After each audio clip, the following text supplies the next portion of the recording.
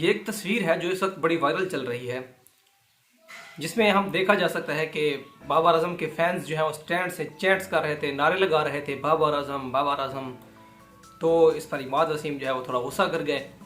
عماد وسیم نے اپنی جو شرٹ ہے وہ اتار کے اسٹیڈیم میں اندر لہرائی کہ میں عماد وسیم ہوں۔ ہمیں لگا کہ کیوں نہ ہم آپ کو اس کی سٹوری بتائیں کہ اس کا اصل وجہ کیا ہے کہ کیوں بابر اعظم کے جو فینز ہیں وہ عماد وسیم کو چڑھا رہے تھے۔ دراصل اس کہانی کی شروعات ہوتی ہے کراچی کنگز کے سفر سے۔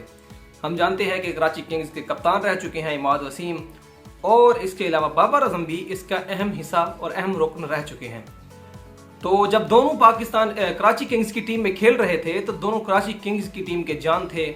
ایک طرف زبردست آل راؤنڈر عماد وسیم تھے اور دوسری طرف کمال کے بلے باز بابر اعظم۔ تو ایک طرح سے کراچی کنگز کی جو جتنی بھی پرفارمنسز تھی ان کی جو بیک بون تھے وہ یہ دونوں تھے، اور اس وقت جو ان کی دوستی تھی وہ بھی بہت کمال کی تھی، اور ان کو فرسٹ سیمیسٹر کے بیسٹ فرینڈ بھی کہا جاتا ہے۔ ہمارے یہاں ایک عام مثال ملتی ہے کہ فرسٹ سیمیسٹر میں جب ہم یونیورسٹی جاتے ہیں پڑھتے ہیں تو اس کے جو دوست بنتے ہیں اس فرسٹ سیمیسٹر تک ہی رہتے ہیں۔ تو یہی بالکل فٹ بیٹھتی ہے کہانی بابر اعظم اور عماد وسیم کے ساتھ۔ جب وہ کراچی کنگز کا حصہ تھے تو دونوں بیسٹ فرینڈ تھے۔ بابر اعظم ٹیم کے کپتان بنتے ہیں تو عماد وسیم کو ٹیم سے ڈراپ کر دیا جاتا ہے۔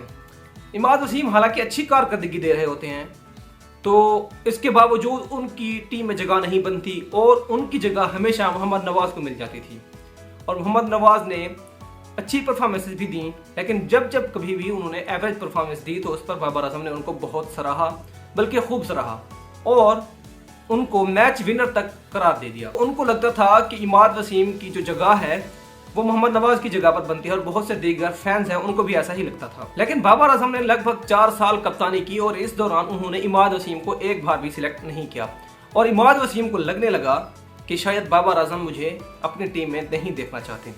تو اس طرح ان کے درمیان تلخیاں پیدا ہوئیں، اور عماد وسیم جب چونکہ ٹیم کا حصہ نہیں تھے اور T20 ورلڈ کپ کے دوران ان کا جو کانٹریکٹ سائن ہوا وہ جیو ٹی وی کے ساتھ ہوا۔ جیو ٹی وی میں ایک شو ہے ہارنا منع ہے۔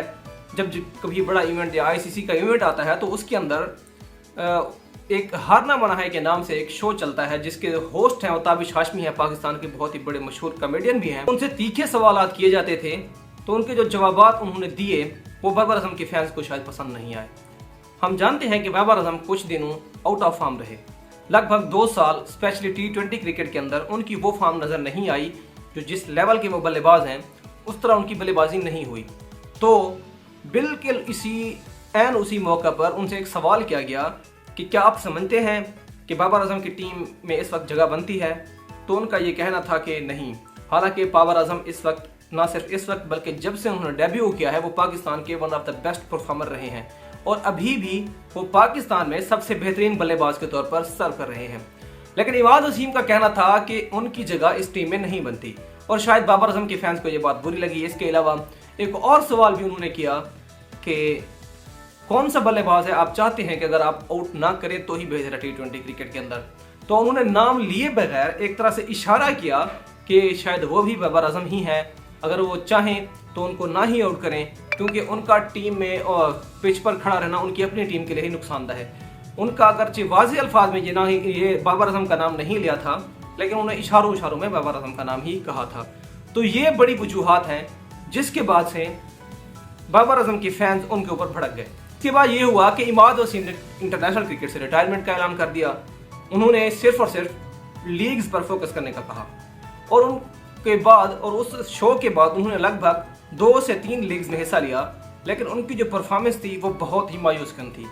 ایون بلو دا ایوریج اس وقت PSL چل رہا ہے تو اس میں بھی ان کی جو پرفارمنس ہے وہ بہت ہی مایوس کن ہے۔ اس لیے لوگ ان کو چڑھا رہے تھے کہ گراؤنڈ کے اندر پرفارم کرنا اور اسٹوڈیو میں بیٹھ کر باتیں کرنا، ان میں بہت زیادہ ڈیفرنس ہے۔